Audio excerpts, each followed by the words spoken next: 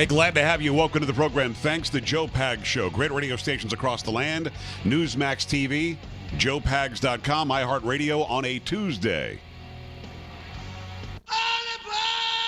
1 week away. Just one. Oh, yeah. It's almost election day. E-O-U, sometimes Y. I'll bring it. 1 week. Carrie, can you believe it's 1 week away? I cannot believe it, and I cannot wait until this week is over. It's right. It's time, isn't it? Yes. Oh, it's time for the week to be over now. Yes. Hard to believe, but true. 1 week from today, at this time right now, we'll have a pretty good idea on who might be the next. I say might be the next president because you get the feeling it's going to be like the year 2000 all over again, if not even worse. I hope not. I really hope not. This one won. Maybe not really. Maybe.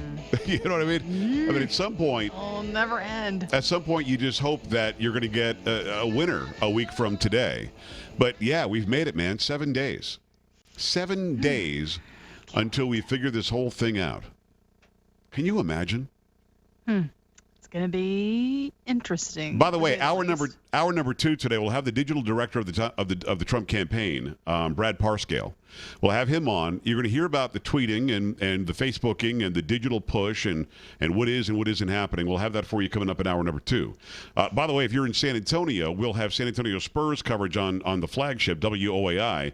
So, as always, you can go to iHeartRadio and listen to it right there. You'll get part of the conversation in hour number 2, and then you'll go to sports coverage. And again, nothing against sports coverage. I'm just letting you know for a programming note. This hour, we're going to have Gary Byrne. Gary Byrne is a guy who wrote a book, Crisis of Character. It's about Hillary Clinton. It's about Bill Clinton, but mainly about Hillary Clinton. Gary Byrne was a uniformed Secret Service officer during the administrations of George Herbert Walker Bush, Bill Clinton, and George W. Bush. I don't think he was at all with Obama, maybe a little bit. We'll ask him about that. But Gary Byrne has written this book, and I guess he's been attacked by people who also worked in the Secret Service or in the administration, and they were saying that he's lying or something. Well, Gary Byrne is now going after them, and he's not putting up with it. So that's going to be pretty interesting. We, of course, though, have to start with something that I think is a sign of the times. Have you got that Newsmax story about Bono? I don't understand. Yeah, I get it. What the hell are we doing, man? You know, this, and again, I just want to sort of set the mood for today. We're going to get into the Gary Byrne story. We're going to get into where is Huma. Have we decided, Carrie, is it Huma or Uma? I thought it was Uma. Are we saying Uma? Because Abedin. Because like Uma Thurman is UMA. Her name is HUMA. Right. I don't know. I've always heard Uma. Uma. You're going with Uma. But I also say Abedin. But you're going Abedin. I thought that's no. I don't know. I don't know. Can we get a ruling from somebody? Is it Huma or Uma? Is it Abedin or Abedin? Abedin. And isn't it just Mrs. D. Wiener? Well, you have to say his middle initial, don't you? I don't think he's going to go by that you? very much longer. No. So she's no longer on the scene. We'll talk more about that in a second. Have you got this stupid story from Glamour magazine? Please help me out with this, please. Yeah, from Newsmax. And my computer's decided to mess up. Okay. Taking a swipe at the Republican presidential nominee, U2 frontman Bono likened Donald Trump to potentially the worst idea that ever happened to America. This is not the same story. I have a different headline. It's not. Yeah, let's just stop, because here's the thing. Let's knock the rust off. I know you've been gone a couple of days. And I know what you're got a couple of days. I saw Newsmax and Bono. I thought that was the story. Actually, reading news is something new to you now. It's been 4 full days. By the way, did you dress up for Halloween? No, I did not. No. I'll go ahead and read it. I'm sorry, people. Again, Carrie just shaking the rust off. Normally a pretty reliable news anchor. I'm guessing a lot of candy corn last night. But here's the story. Glamour's annual Women of the Year list always takes in a lot of territory, from noteworthy fashionistas to sports heroes and social justice activists and business leaders. Enter Bono. You heard me right. Bono. Enter Bono, the first man of the year among the magazine's Women of the Year, all to be honored at a November 14th ceremony in Los Angeles. We've talked for years about whether to honor a man at the Women of the Year award ceremony, and we've always kind of put the kibosh on it. men get a lot of awards and aren't exactly hurting in the celebration and honors department, said Cindy Leave, Glamour's editor-in-chief, and obviously nut job. Quote, but it started to seem that it might be an outdated way of looking at things. And there are many men who really are doing wonderful things for women these days. Some men get it, and Bono is one of those guys, Leave said in a recent interview. Okay, so again, it's called the Women of the Year award ceremony. Obviously, there's this great, huge feminist bent to it. Why would we honor men? Men get plenty of awards. Those damn men, they're always being awarded for something. Look at that guy who's being awarded. And they're like, hey, so do you want to maybe talk about a man this time? Nope. Men get it up? Nope. And then all of a sudden, we're awarding Bono. Now, here's the question that I have for you. Is Bono happy about this? How does he feel? Probably so. I'm sure he does. How does he feel being honored as one of the Women of the Year? But he's going to be the first man of the year, though. No, he's not. Along with the Women of the Year. He's going to be the first man at the Women of the Year ceremony. And on the Women of the Year list, he'll be a man. Mm-hmm. And he's on the list that actually denotes women should be on the list. Right. And he's Bono. He is a man. Last I checked, and I haven't checked recently, but actually I haven't ever checked. But I'm assuming he is a man. We are allowed to use. Do I have to say Z or anything with him? Oh no, I hope Here? not. No. Anything like that? No. So again, Bono. Let me say this. Now I know that there are a lot of women's organizations out there considering this, and I just want to help you out.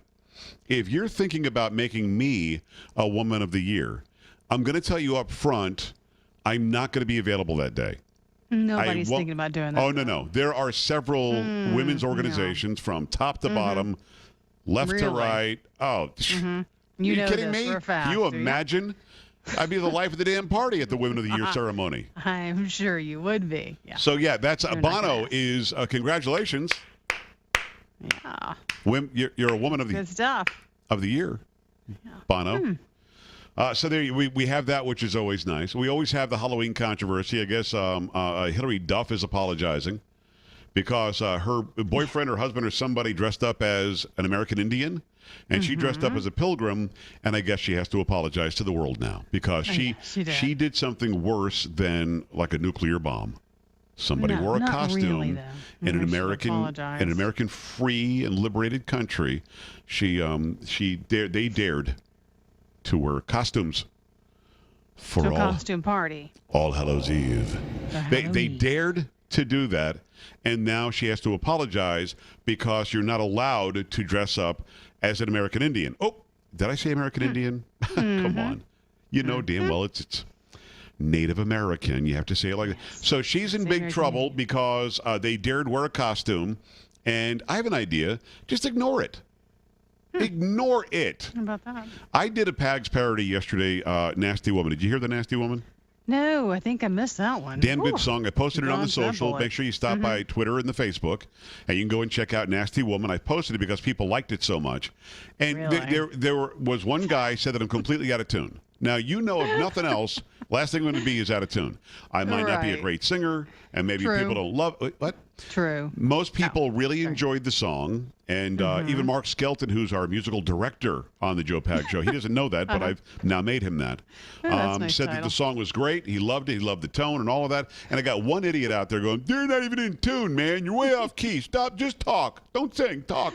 And I thought to myself, no, screw you.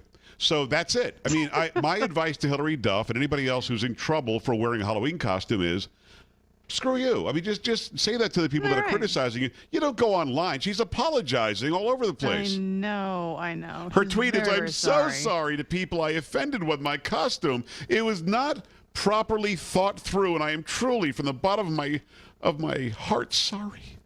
Why? You wore a damn costume. Are you stupid? So what? Being is the pilgrim angle? Is that what's offensive, or is it the Indian angle? I thought it was the Indian angle, maybe. But she talked about her own costume, not his. I don't know. I don't get it. I don't know why she Pilgrims are offensive in the first now, place. too? I didn't know that. Wow. 1-800-383-9624, joepags.com. When we come back, your phone calls on a new game that I've come up with. It's called Where's Uma? because she's just gone. Sounds like a great And game. Hillary Clinton doesn't even say her name anymore. Now she says, well, it's some staffer of mine or something. I mean, she was her right hand for like 20 years. 1-800-383-9624. Stay right here.